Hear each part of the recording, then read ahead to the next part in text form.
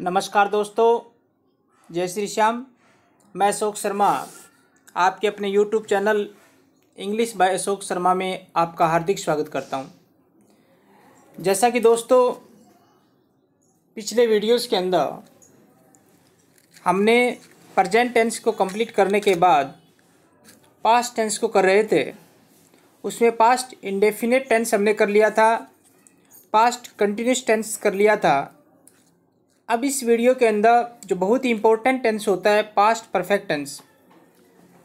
किसी भी प्रकार का एग्ज़ाम हो 100% क्वेश्चन यहाँ से जो है एग्जामिनर उठाता है पास्ट परफेक्ट टेंस। पिछली वीडियोस को जो है आपने अच्छे से देख लिया होगा। अगर अभी भी किसी ने नहीं देखा है तो डिस्क्रिप्शन बॉक्स में लिंक दिया हुआ है, वहाँ से जा कर के आप उनको अच्छे से देख सकते हो, क्योंकि बेस वही है। वहाँ वो जो वीडियो है प्रेजेंट और पास्ट कंटिन्यूस तक जो करवाया है उनको आपको अच्छे से देखने हैं दोस्तों। अब हम पास्ट परफेक्ट टेंस की बात कर लेते हैं। बहुत ही इंपॉर्टेंट टेंस है। इस वीडियो को अच्छे से पूरा एंड तक जो है अपने को वॉच करना है, इस बात को ध्यान में रखना। बहुत ही इंपॉर्टेंट है, 100% एग्जाम में क्वेश्चन दिया हुआ मिलेगा आपको पास्ट परफेक्ट टेंस। अब देखिए इसका पैटर्न जो होता है वो हेड प्लस वर्ब की थर्ड फॉर्म का यूज़ किया जाता है। एक तो इस बात को याद रखना कि subject plus head plus verb की थर्ड फॉर्म का यूज़ होता है। एक दोस्तों याद रखना है कि जब फिल इन द ब्लैंक्स की जब बात आती है तो ये जो टेंस होता है उसका आपने कभी अकेला यूज़ नहीं किया जाता। दो सेंटेंस, ये पहचान है एक प्रकार की कह सकते हैं, दो सेंटेंस जो है वो आपको दिए हुए मिलते हैं। अब दो सेंटेंस जो आपको दिए मिलेंगे तो एक तो होगा सिंपल पास्ट में या पास्ट इंडेफिनिट टेंस के अंदर, और एक करना है आपको पास्ट परफेक्ट टेंस के अंदर।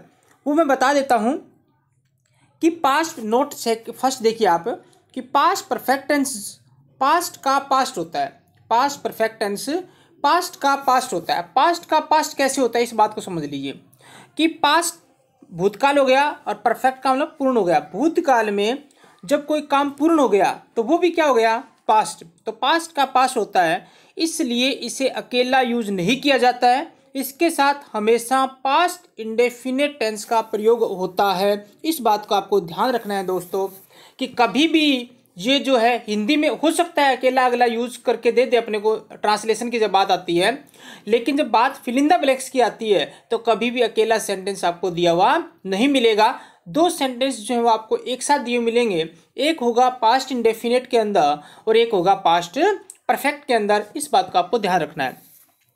नोट सेकंड की बात कर लेते हैं। बहुत इंपॉर्टेंट नोट है कि जब कोई दो काम पास्ट में होते हैं, जब कोई दो काम पास्ट में होते हैं तो जो काम पहले होता है, मतलब जो काम पहले होता है उसमें पास्ट परफेक्ट टेंस का यूज होता है, और जो काम बाद में होता है उसमें पास्ट इंडेफिनिट टेंस का प्रयोग होता है। इस बात का आपको ध्यान रखना है दोस्तों कि दो काम पास्ट में होंगे, ठीक है, तो जो काम पहले होगा उसमें पास्ट परफेक्ट टेंस का यूज होगा, और जो काम बाद में होता है उसमें पास्ट इंडेफिनिट टेंस का यूज होता है। इस बात को आपको अच्छे से ध्यान रखना है।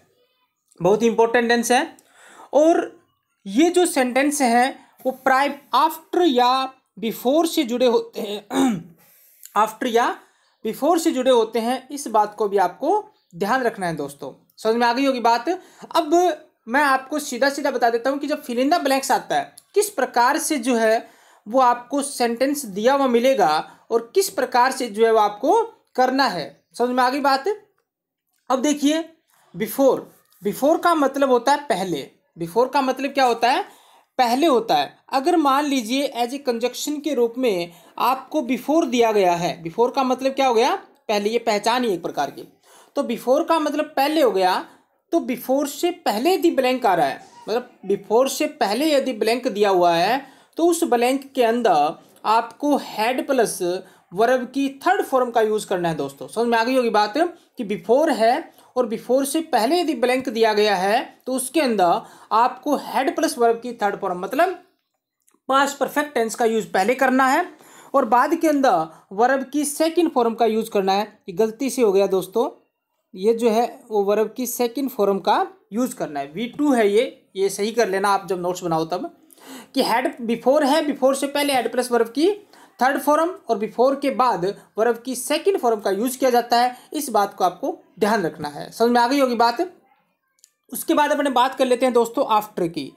आफ्टर का मतलब क्या होता है? बाद में होता है। आफ्टर का मतलब क्या होता है?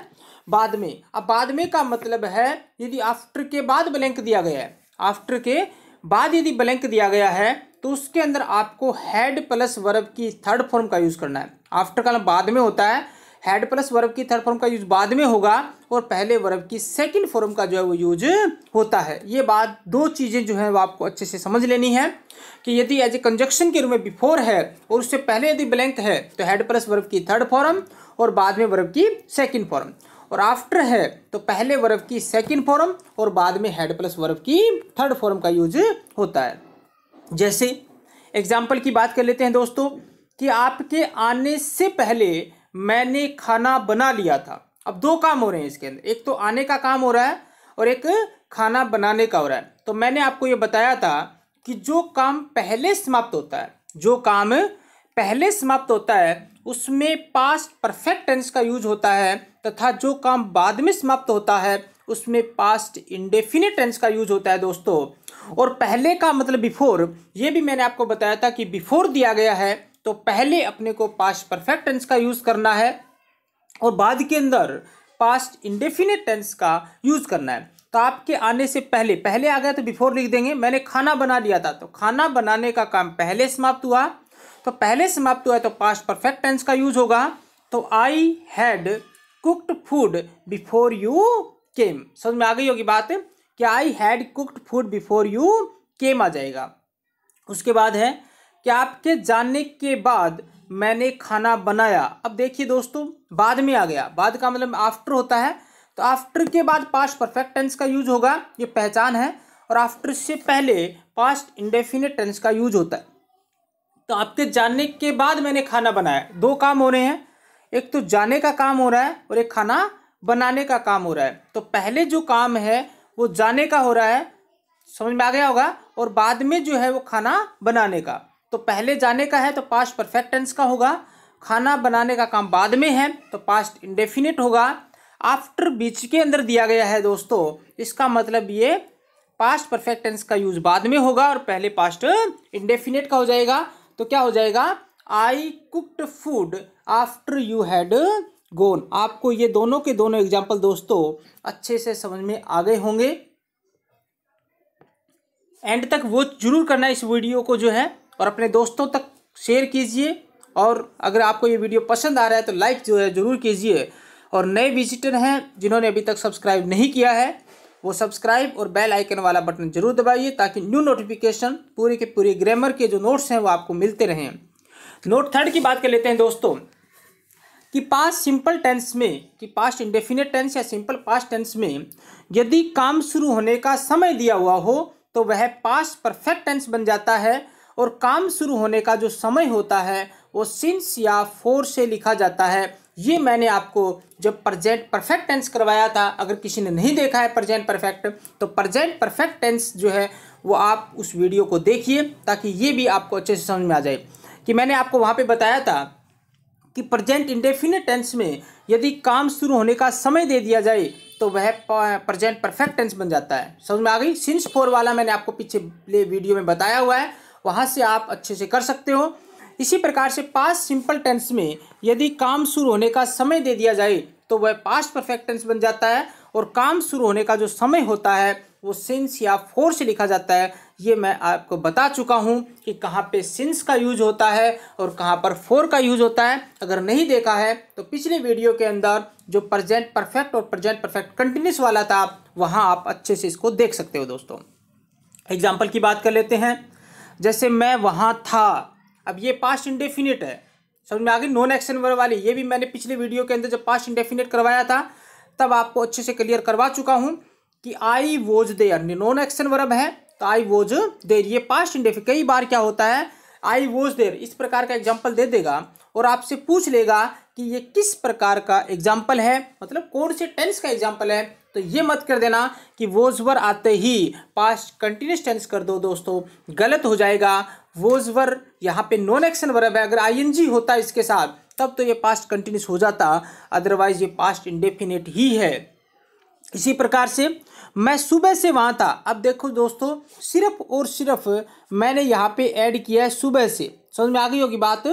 मैंने यहाँ पे सिर्फ ऐड किया है सुबह से, बाकी वो का वो है। तो पास्ट इंडेफिनिट टेंस में काम शुरू होने का मैंने क्या दे दिया, टाइम दे दिया। तो ये कौन सा टेंस बन गया, पास्ट परफेक्ट। अब आई सब्जेक्ट होता है, वोज लिंकिंग वर्ब है, नॉन एक्शन वर्ब है, और देर यहाँ पे क्या है, एडवर्ब है। मतलब वर्ब तो है नहीं, एडवर्ब है। ये भी आपको पार्ट स्पीच कराऊंगा, तब आपको सारी की सारी चीज़ों का नॉलेज होना चाहिए। तो आई पास्ट परफेक्ट टेंस है, तो आई हैड। अब बीन क्यों लगाया दोस्तों, कि बीन इसलिए लगाया क्योंकि यहाँ पे मैन वर्ब है नहीं। बीन इसलिए लगाया, यहाँ पर मैन वर्ब है नहीं। तो जिन वाक्यों में मैन वर्ब नहीं होती, समझ में आ गई। एक बात याद रखना कि जिन वाक्यों में मैन वर्ब नहीं होती, उनमें वर्ब की थर्ड फॉर्म के रूप में, जिन वाक्यों में मैन वर्ब नहीं होती, उनमें वर्ब की थर्ड फॉर्म के रूप में बीन का यूज किया जाता है। इस बात को ध्यान रखना। तो आई हैड बीन देयर। अब मॉर्निंग, इवनिंग, आफ्टरनून ये मैं आपको करवा चुका हूँ। इनसे पहले सिंस का यूज होता है, ये पिछले वीडियो के अंदर, चाहे प्रेजेंट परफेक्ट और प्रेजेंट परफेक्ट कंटिन्यूअस दोनों के अंदर आपको करवाए हुए हैं, वहाँ से आप अच्छे से देख सकते हो। तो ये समझ में आ गए होंगे दोनों। इसी प्रकार से वह बीमार था, वह बीमार था, तो यही नॉन एक्शन वर्ब है, past indefinite. He was ill, past indefinite है दोस्तों। वह 2 दिन से बीमार था, अब 2 दिन से टाइम दे दिया, तो ही हैड। अब ही सब्जेक्ट है, वॉज लिंकिंग वर्ब है, और इल क्या है, एडजेक्टिव है। कॉम्प्लीमेंट कह दो, एडजेक्टिव कह दो, क्योंकि ही की विशेषता बता रहा है। तो वही बात, मैन वर्ब इसके अंदर है नहीं। तो जिन वाक्यों में मैन वर्ब नहीं होती, उनमें वर्ब की थर्ड फॉर्म के रूप में बीन का यूज किया जाता है। तो he had been ill since morning. Sorry, since की जगह आप फॉर 2 days करोगे। यहाँ पे समझ में आ गई। यहाँ पे क्या करोगे आप, सही कर लो इसको, फॉर 2 days। इस बात का आपको ध्यान रखना, सही कर लेना इसको। अब नोट देखिए कि जिन वाक्यों में मैन वर्ब नहीं होती, उनमें वर्ब की थर्ड फॉर्म के रूप में, जिन वाक्यों में मैन वर्ब नहीं होती, उनमें वर्ब की थर्ड फॉर्म के रूप में बीन का यूज किया जाता है। इस बात को आप अच्छे से कॉपी के अंदर नोट कर लेना दोस्तों, बहुत ही इंपॉर्टेंट चीज़ है। अब नोट अगला देखिए, वैसे करवा चुका हूँ, सारी की सारी वही है कि यदि 2 वाक्य, यदि, क्योंकि एक अकेला पास्ट परफेक्ट कभी भी नहीं आएगा, इस बात का आप ध्यान रखना कि यदि 2 वाक्य व्हेन, बिफोर, आफ्टर से जुड़े हुए हैं, यदि 2 वाक्य व्हेन, बिफोर, आफ्टर से जुड़े हुए हैं, तो एक वाक्य पास्ट सिंपल टेंस में होगा और दूसरा वाक्य पास्ट परफेक्ट टेंस में हो सकता है। ये मैं आपको पिछले जो एग्जाम्पल हैं उनमें करवा चुका हूँ। देखिए द बेल, अब ब्लैंक दिया हुआ मिलेगा दोस्तों, ब्रैकेट में रिंग आ जाएगा, बिफोर आई रीच्ड स्कूल। अब यहाँ पे बिफोर दे दिया, समझ में आ गई। बिफोर से पहले आपको क्या करना है, बिफोर का मतलब पहले होता है, तो पहले का हमने हेड प्लस वर्ब की थर्ड फॉर्म का यूज पहले होगा और बाद में वर्ब की सेकंड फॉर्म का यूज होता है। तो द बेल हैड, रिंग की सेकंड फॉर्म रेंग होती है और थर्ड फॉर्म रंग होती है, रिंग, रेंग, रंग। तो द बेल हैड रंग बिफोर आई रीच्ड स्कूल, मतलब मेरे स्कूल पहुंचने से पहले घंटी बज चुकी थी। समझ में आ गई बात। इसी प्रकार से she went to bed, after दे दिया, she went to bed after she, अब ब्लैंक दिया मिलेगा, फिनिश हर वर्क। अब आफ्टर है, आफ्टर के बाद हेड प्लस वर्ब की थर्ड फॉर्म का यूज करना है और पहले वर्ब की सेकंड फॉर्म का यूज करना है। तो she went to bed after she had finished her work, अपना कार्य समाप्त करने के बाद वह अपने बिस्तर पर गई। तो ये दोस्तों पास्ट परफेक्ट टेंस जो है बहुत ही ईजी वे के अंदर, कंप्लीटली हिंदी के अंदर मैंने आपको अच्छे से समझाया है। अगर फिर भी आपको समझ में नहीं आ रहा है तो कमेंट बॉक्स में आप जो है कमेंट डाल दिया करो, ताकि सॉल्यूशन जो है वो आपको मिलता रहे। और किसी प्रकार का सजेशन, अगर वीडियो अच्छा भी लग रहा है तो भी आप कमेंट बॉक्स के अंदर गुड, वेरी नाइस, इस प्रकार से आप कुछ कमेंट कर दिया करो। और लाइक जो है तो बनता ही बनता है दोस्तों, इतनी मेहनत करके जो है मैं आपको ये करवा रहा हूँ। इस लॉकडाउन के अंदर स्टूडेंट्स की डिमांड के ऊपर जो है ये ऑनलाइन वाला प्रोसीजर जो है मैंने शुरू किया है, तो आपका रिस्पॉन्स अच्छा मिल रहा है और आगे भी उम्मीद करता हूँ कि ऐसे ही मिलता रहेगा। तो लाइक और कमेंट जो है, जो से भी आपके कमेंट हैं, अगर किसी प्रकार की क्वेरी हो तो कमेंट में आप बॉक्स में आप लिख दिया करो, ताकि मैं उसकी हर संभव जो है सॉल्यूशन करने की कोशिश करूँगा। और अपने दोस्तों तक जिसने अभी तक हमारे इस वीडियोज़ को नहीं देखा है तो इनको शेयर कीजिए, और सब्सक्राइब करना मत भूलिए दोस्तों, ठीक है ना। सब्सक्राइब करना ज़रूरी है और बेल आइकन वाला बटन भी दबाना ज़रूरी है, ताकि न्यू नोटिफिकेशन जो है आपको मिलता रहे। और पूरा जो है इस वीडियो को अच्छे से आप वॉच किया करो, नोट्स बनाया करो, ताकि बाद के अंदर जब आप एग्ज़ाम का टाइम हो वीडियो वाला टाइम मिले, क्योंकि हैंडराइटिंग के अंदर नोट्स बनाए हुए जो हैं वो खुद के काम आते हैं दोस्तों एंडिंग टाइम के अंदर। तो मैं उम्मीद करता हूं कि आप इन पूरे वीडियोस को अच्छे से देखोगे, और पिछले वीडियो को देखने के लिए डिस्क्रिप्शन बॉक्स में लिंक दिया हुआ है, वहां से जाकर के आप जो है अच्छे से देख सकते हो। थैंक यू, धन्यवाद दोस्तों।